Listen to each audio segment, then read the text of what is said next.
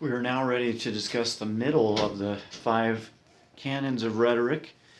If we could just review, those 5 canons are: first, invention, arrangement, style, memory, delivery. Invention is the art of discovering available arguments.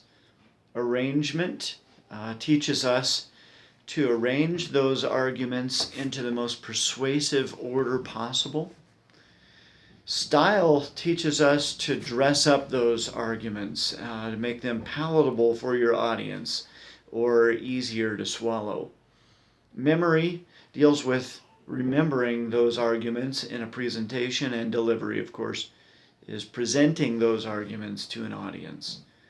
In this lesson, we're teaching the principles of ornamentation, of style, how to dress up your language for public.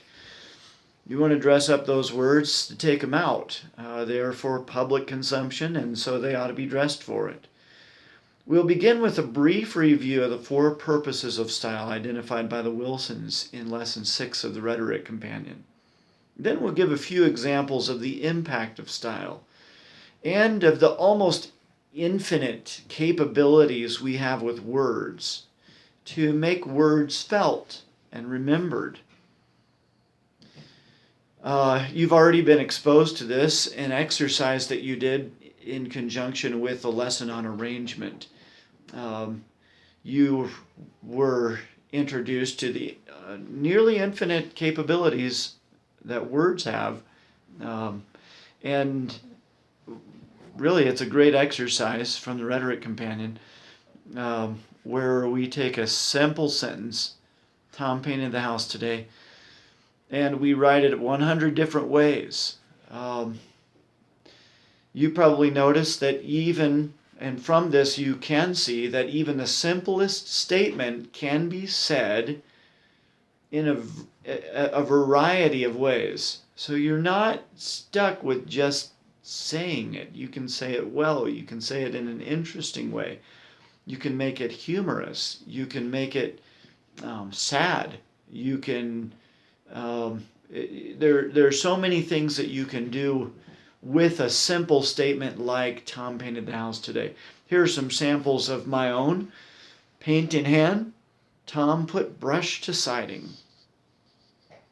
Another example that can, see what it brings to mind for you. "Today is house painting day, Tom," Tom's dad said with a little too much cheer. "The cottage could use some color, which is why Tom painted it." Here's another example. "Tom applied thick swatches of paint to the house as if trying to cover guilty secrets." That's a little touch of Wodehouse there. "Whether Tom shall turn out to be the painter of his own house or whether that task shall be performed by anybody else, these pages must show." You might be familiar with Dickens' work, David Copperfield. A little literary touch there. And then from the realm of advertising, "Tom's Paint Services, coloring the world one house at a time." These are just examples of different ways that you can make a plain statement in a way that is not ordinary. The benefit, again, of exercises like this is that it reminds us that we can take a droll, boring statement and spice it up, make it come alive. There's more than one way to skin the cat, as they say, and more than one way to make a statement. And in all your writing, you must learn to work to make each sentence shine, even each word sparkle for your audience. That's the work of editing. You go through, you write the work, then you go back and you polish it up. But as something that we'll talk about here in a moment, the work of style is not relegated to editing or the editing process. If you're not putting style in throughout and not learning how to write originally with style, you can't just go back later on and salted a little bit with ornament or adjectives. So, here's how the lectures will work. The main part of this discussion will deal with two main considerations of style. The first is the overall style for a piece of discourse. And the second will be individual stylistic choices or devices employed in your speech and writing. Those individual stylistic devices, that's a mouthful, will include the 5 elements of style. You should be familiar with those 5 elements because they are included in the writing judging forms that we're using for this class. Another part of the individual stylistic devices includes figures of speech and thought, which will probably take up the greatest amount of time in this series of lectures. Now, for that, we will have a handout for you, which you would do well to print in advance so that you can have it with you as you watch. Let's begin then with a brief review. The Wilsons identified 4 purposes of style. Their recommendations here, their purposes are excellent, and I want to remind you of those to give shape to our understanding of style. First of all, style gives language more clarity. Secondly, style is an essential part of meaning. And in fact, in the reading that you're doing on this subject, you will see the way that metaphor and so on plays into the just words themselves. They're innate to words. The world is a metaphor. And so Wilson argues that your style can be your meaning. If you approach a very important formal event and you use a lot of slang and really a plain style, what you say is that this event is not nearly as important as what it seems to be. So the style of your language informs your audience of how important you think the event is. Thirdly, they said that style establishes the authority of the content or betrays it from the start. It goes along with what we just said. And fourthly, style can affirm or give the lie to propositions. The key thought for you to understand here is that style must not be an afterthought. The Wilson said style is not achieved by going back over your talk after you've written it in order to put in adjectives. The form, the style, is part of your content. So even as you're writing it, it is impossible in editing to take and move from a plain style to a grand style. If you want your piece of discourse to be, your oratory to be grand, you must make it grand from the beginning. That's important. You can't boil hot dogs and then afterwards, after you've boiled the hot dogs, think, oh, I wish this was a steak, and so I'm going to put it on the table with A1 steak sauce. That doesn't make a hot dog into a steak. So keep that in mind. Now, one of the exercises that you're not going to do in this class this semester is found in Lesson 6 on style. It is the second exercise on page 39. And it's interesting and worth discussing right now. The exercise is basically to take a simple sentence like Ben and Stephanie got married and to write it in a way that impacts the audience as far as their emotions. It has a different kind of emotional impact. So the idea is that you can take a simple sentence like Ben and Stephanie got married And you can, by the way you say it, you can make your audience feel a certain thing. Maybe an animosity towards Ben for marrying Stephanie. Maybe you can express just joy, pleasure at the thought. Maybe you can express that you think it's ridiculous that they got married. The way you say it expresses your meaning, and that exercise is an illustration of it. I want to do a little exercise here. We don't usually do this kind of thing in a recorded lecture, but I think that we can pull it off if we try hard enough. We're going to take a basic sentence.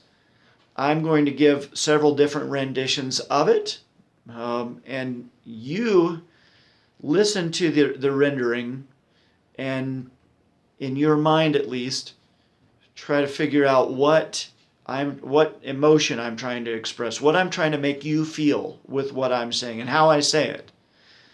The sentence is, Joe ate an egg for breakfast. Now you can't get more basic than that. Joe ate an egg for breakfast. That's the basic sentence. Now I want you to pay attention to the emotional impact. The way that I say it now and how it makes you feel. Okay? Let's start with this one. Joe peered into a perfectly innocent boiled egg as if trying to discover guilty secrets. You say, that goes along with what you said about Tom painting the house. Yes. And if you guessed that I was trying to create kind of a sense of humor about it, you were correct. Here's another one. Aborted chicken fetus smothered in ketchup gave Joe's breakfast a more authentic feel. If you're thinking, gross, that's sick, you're right. I was trying to make you disgusted. All right, here's another one. A lone egg quivered on Joe's plate as if it too pitied his meager breakfast.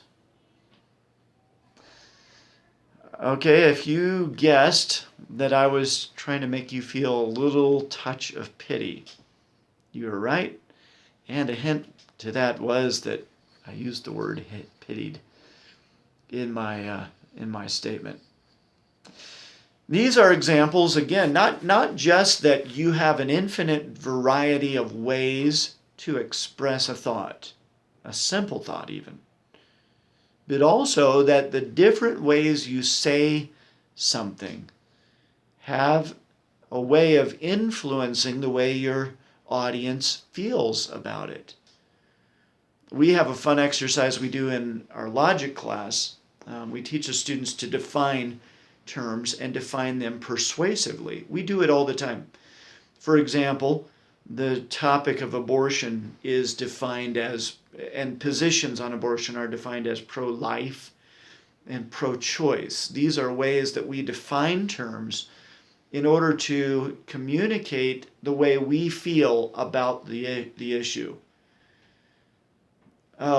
These kinds of things are persuasive, and I want you to understand that. Now, we said there are two considerations when it comes to the subject of style. First of all is overall style, and then we said there are individual stylistic devices. That's a mouthful. Every time I try to say it, it feels like I'm trying to pull gravel out of my mouth or trying to pull my tongue out, one or the other. For the rest of this segment, we'll discuss overall stylistic devices. The overall style. And then we'll come back and deal with those individual stylistic devices. There are, when we consider overall style, there are three styles: grand, middle, and plain. We've introduced you to those before, so we won't spend a lot of time on it.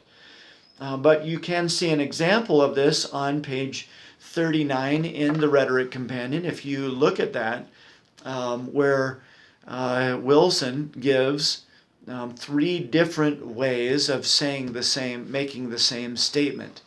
The grand style From Isaiah, why do the daughters of Zion refuse to dress in a manner which becomes their station? Well, it's not from Isaiah, but it certainly is in the tradition, the grand tradition of Isaiah the prophet. The middle style would take that same statement and say Christian young women need to learn the virtue of modesty. Now there's really, it's not just the middle. The next style is plain, but the middle style is very plain. Not dressed up a whole lot, and in fact that's part of the dress up of it. Sort of like the difference between the way you dress or ought to dress for church, which is very dressed up, or maybe even for a formal banquet, as opposed to the way you dress for a college class or a college chapel or something like that. The plain style then would be the way you dress after you're out of class. It's conventional, it's conversational, it's ordinary. The Wilsons used the example, saying the same thing about modesty. What's with all the bed bait? Now that's a use of slang there, and a not so gentle way of saying you need to be modest. The grand style uses impressive and eloquent language and strives for something that is ornate and majestic, in the tradition of Winston Churchill's Blood, Sweat, and Tears. The middle style is more relaxed and maintains, though, a level of formality. It is the most common style for formal speaking. And in the middle style, you limit the slang. The plain style is more conversational, and slang tends to wander in the back door like a good friend, put up its feet on the couch. There is a place for the plain style, a place and a time, and you need to learn when that place is and when that time is.